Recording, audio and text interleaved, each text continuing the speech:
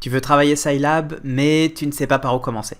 Tu te dis qu'il y a plein de notions à connaître, un langage nouveau qui peut-être te bloque et te fait lâcher au bout de quelques minutes. Si c'est le cas, cette vidéo est faite pour toi. Je t'explique les premières choses qu'il faut connaître sur Scilab avant même d'attaquer les constructions de matrices, les boucles, les graphes, les simulations de Monte-Carlo. Bref, avant d'attaquer tout ce qui est au programme de prépa HEC. Ces premières choses, ce sont les bases du langage Scilab. 3 choses, les variables, les caractères spéciaux et les fonctions classiques. Commençons avec les variables. Une variable, c'est quoi? Une variable, ça peut être une lettre ou un mot. On va faire un ensemble de lettres. Et cette variable, c'est comme une boîte qui va contenir quelque chose. Ça peut être une valeur, mais une matrice, ou aussi une chaîne de caractères. Ces valeurs, comment on les rentre dans les variables? C'est très simple. Pour rentrer dans la variable, on va utiliser le signe égal. Le signe égal, attention, en Scilab, ça ne veut pas dire est égal à. Ce qui veut dire est égal à, en Scilab, c'est le double égal. Attention, c'est un piège, on le connaît, mais on peut tomber dedans à un moment. Donc ce double égal va signifier égal à, mais que signifie le égal tout seul? Il dit j'affecte la valeur qui est à droite dans la variable qui est à gauche. En gros ici, ça veut dire que j'affecte 5 à la variable C. J'affecte 7,5 à la variable 1. Oui, 7,5, attention, parce que 7,5, ça veut dire 7,5, c'est de l'américain. Donc, qu'est-ce qu'on a? Une fois qu'on a tapé ça, notre variable C, elle contient 5. Notre variable qui s'appelle variable 1, elle contient 7,5. Et à quoi ça sert? Ça sert à l'utiliser plus tard. Par exemple, quand je vais faire A égale C, ça va vouloir dire que j'ai affecté la valeur qui est dans C dans la variable A. C'est pour ça que A il va contenir 5. Je peux aussi additionner. Si je fais C plus 3, j'additionne la valeur qui est dans C, c'est-à-dire 5, avec 3. Et ce résultat, je l'affecte où? Je l'affecte dans B. C'est pour ça que B égale 8. Qu'est-ce qui se passe si on utilise une variable qui on n'a pas rien rentré dedans? Elle va afficher une erreur, tout simplement. Et ensuite, autre chose, on peut l'utiliser, la même variable, à gauche et à droite. Ça veut dire quoi? En fait, ça veut dire, ça c'est très utile au moment qu'on utilise les suites et qu'on veut utiliser en calcul le terme suivant en fonction du terme précédent. À droite, c'est-à-dire j'affecte la valeur qu'il y a dans C plus le chiffre 7 dans la variable C. Cette lettre C, ici, elle représente quoi? Elle représente la valeur qui était dans le C précédemment. Donc c'est l'ancien C. Donc j'affecte l'ancienne valeur de C auquel j'ajoute 7 et ça va devenir la nouvelle valeur de C. Et ce C là, il est ici. C'est ce C qui vaudra 12. Donc l'ancien qui est à droite et le nouveau qui est à gauche. Pour info, ce document, tu peux le télécharger gratuitement sous forme de PDF dans le lien qui est dans la partie description. Autre notion, assez rare pour le coup celle-là, mais on ne sait jamais, elle peut arriver, et juste la connaître. Le point virgule. Le point virgule, ça veut dire quoi? Ça veut dire que le résultat ne va pas s'afficher à la fin de l'opération. On a vu tout à l'heure, quand je tapais B égale C plus 3, qu'est-ce qui s'affichait? B égale 8. Le résultat s'affichait juste en dessous. Là, quand je tape variable 2 égale A plus 5 fois B, ça va calculer A plus 5 fois la valeur qu'il y a dans B. Le résultat va être enregistré dans cette variable. Donc quand je vais utiliser variable 2 par la suite, ça sera le résultat qui sera dedans. Mais on n'a pas le résultat qui s'affiche. On voit ici, ce variable 2 que j'utilise, c'est lui. Donc c'est le résultat obtenu auquel je rajoute 11. Et comme ici, il y avait 45, ça nous fait 56. Autre petit truc, Scilab, il tient compte de la casse. La casse, c'est quoi? C'est la taille des lettres. Si j'écris C égale 8, C, ça peut être la même chose que grand C. Le grand C, on a vu qu'il contenait 12 tout à l'heure. Donc, attention, on fait bien attention sur les lettres. Il n'y a pas encore eu de sujet où il faisait se dire là, mais ça serait assez drôle. Ensuite, la variable ans. Ans comme answer. C'est en fait la variable par défaut. Dans Scilab, on peut taper un calcul sans l'intégrer dans une variable. Qu'est-ce qui se passe alors? En fait, par défaut, ce résultat va rentrer dans la variable ans. Voilà, 12 plus 14, c'est-à-dire 26. Mais il a été affecté par défaut à la variable ans. Et quand je tape ans derrière, ça me fait 26. Si je veux affecter ce qu'il y a dans ANS à E, c'est-à-dire que E, il va recevoir la valeur 26. Si, par exemple, je mets 30 tout seul, ANS va prendre la valeur 30. Et si j'additionne ANS avec 10, ça me fait 40. Peut-être que tu reconnais cette variable ANS, tu l'avais déjà. C'était dans ta calculette, la variable qui était par défaut. Tu sais, quand tu mettais au-dessus du égal, il y avait le ANS généralement. En fait, c'était cette variable par défaut qui contenait le dernier résultat trouvé. On a vu qu'on pouvait avoir des valeurs numériques, mais on peut aussi avoir des chaînes de caractères. Les chaînes de caractères, comment on les obtient? On les met soit entre guillemets, soit entre apostrophes. C'est exactement la même chose. Entre guillemets avec, hop. C'est-à-dire qu'il va me rentrer avec, même si par exemple j'avais défini une variable avec. Là ici, entre apostrophes, hop, ça me donne la valeur. Petit truc aussi important, là aussi c'est rare mais on ne sait jamais. Si on veut que la chaîne de caractères contienne une apostrophe, qu'est-ce qu'on fait? On redouble l'apostrophe. Et on voit qu'ici, hop, j'ai redoublé l'apostrophe. Ce qui fait quoi? Ici, j'ai un L apostrophe. Et ça permet en fait de mettre l'apostrophe sans casser la chaîne de caractères. Et j'ai pu le faire de deux façons. J'ai pu mettre la double apostrophe que j'ai commencé avec des guillemets, ou alors que j'ai fait avec les apostrophes. Quel est l'intérêt de ça? Ces chaînes de caractères, on peut les concaténer.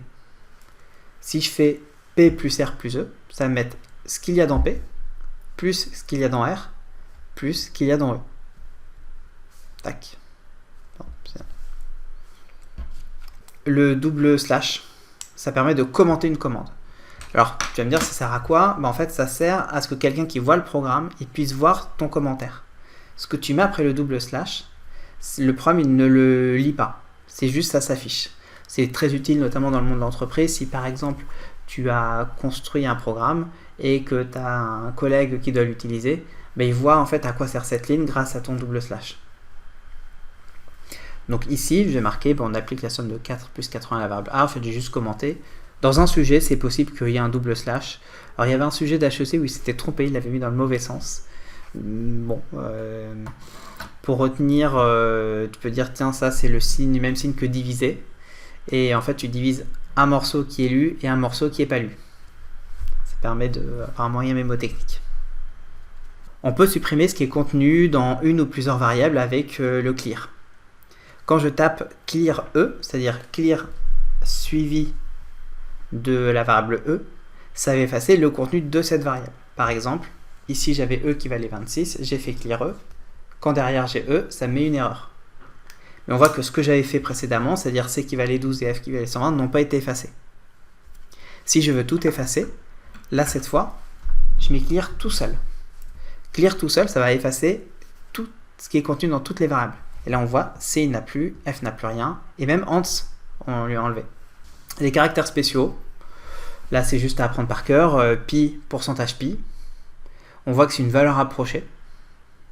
On y reviendra pour les ECS par la suite. Et c'est l'espèce de machin là qui veut dire et, ou c'est une barre verticale. E, c'est-à-dire 2,718, etc. C'est pourcentage E. Et pour les ECS, les nombres imaginaires, 5 plus 3i, c'est 5 plus 3 fois pourcentage i. Parfois dans un énoncé, on va te demander d'afficher un résultat. Une des façons de l'afficher, c'est la fonction disp. Disp, qui vient de l'anglais display. Par exemple, imaginons j'ai 12 qui est dans la variable C, je demande d'afficher ce qu'il y a dans la variable C, je vais écrire disp C. En revanche, si je veux afficher juste une phrase, une lettre, qu'est-ce que je fais? Je le mets entre guillemets. Quand je mets entre guillemets ou alors entre apostrophes, ça donne ce qu'il y a dans le guillemet ou ce qu'il y a dans l'apostrophe, même si ça c'est une variable. Exemple, on voit qu'ici C, c'est une variable qui contient 12. Si il est mis, comme on appelle en mou, c'est-à-dire sans les guillemets ou sans l'apostrophe, ça va donner 12, donc la valeur qui est contenue dedans. En revanche, si je le mets entre guillemets ou entre apostrophes, ça va me donner ce qui est contenu dedans. Si on veut écrire plusieurs choses à la suite, on peut mettre plusieurs disp à la suite, mais c'est possible qu'on mette tout dans le même disp. Et alors là, comment ça se passe? Attention, ça se lit de droite à gauche. Exemple ici. Donc là, j'ai entre apostrophe bonjour la valeur de C et entre apostrophe, donc ça écrit en dur. là, j'ai fait quoi? J'ai séparé avec une virgule. La virgule permet de passer de quelque chose qui était en dur à quelque chose qui était en mou. Et là, ce C-là, comme il est en mou, ben, ça va être la valeur qu'il y a dans C, c'est-à-dire 12. Après, j'ai remis une virgule. Et ici, je me retrouve avec le C, cette fois entre guillemets. Donc, il va m'afficher C. Une autre fonction intéressante, c'est la fonction input. Elle apparaît quand? Elle apparaît quand dans un énoncé, on va mettre un nombre qui a été rentré par l'utilisateur. Ça veut dire quoi? Ça veut dire que l'utilisateur va rentrer quelque chose qui va être intégré dans une variable. Comment on fait? Avec le n égale input. Imaginons que je mette n égale input entre un entier naturel. Là, ici, je vois que j'ai une phrase entre guillemets, enfin entre apostrophes. Ici, elle s'affiche.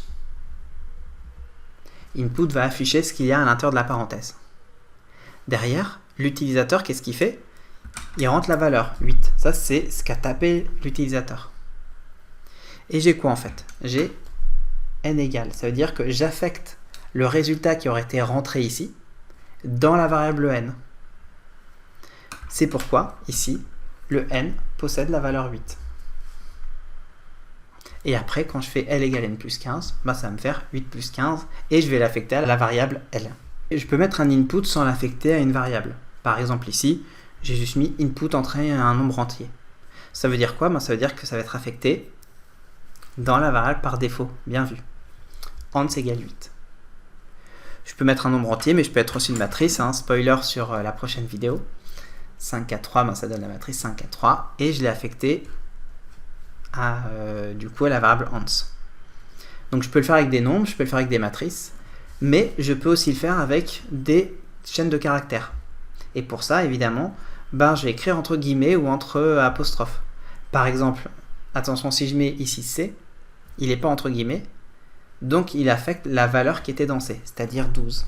Parce que 12, c'était la valeur qui était dans la variable C. En revanche, si je mets C, comme tout à l'heure, entre apostrophes ou entre guillemets, ben, ce qui va rentrer dans la variable ans, c'est ce qu'il y avait à l'intérieur de l'apostrophe ou des guillemets. Et ça peut être aussi un mot en entier. Bonjour, bah, K égale bonjour. Enfin, d'autres fonctions, à part les fonctions d'affichage, disp, input, c'est les fonctions que j'appelle les fonctions classiques, celles de calcul. Par exemple, ln, hein, qui, attention, se dit log. Donc on sait que nous, quand on écrit log, c'est autre chose, mais bon. Log, c'est le logarithme népérien. Le puissance 1, on peut l'écrire de deux façons. Enfin, e puissance moins 1 ici. Soit j'écris exp de moins 1, donc c'est la fonction exp. Et ce moins 1, ben, c'est ce qui est à l'intérieur, hein, tout simplement.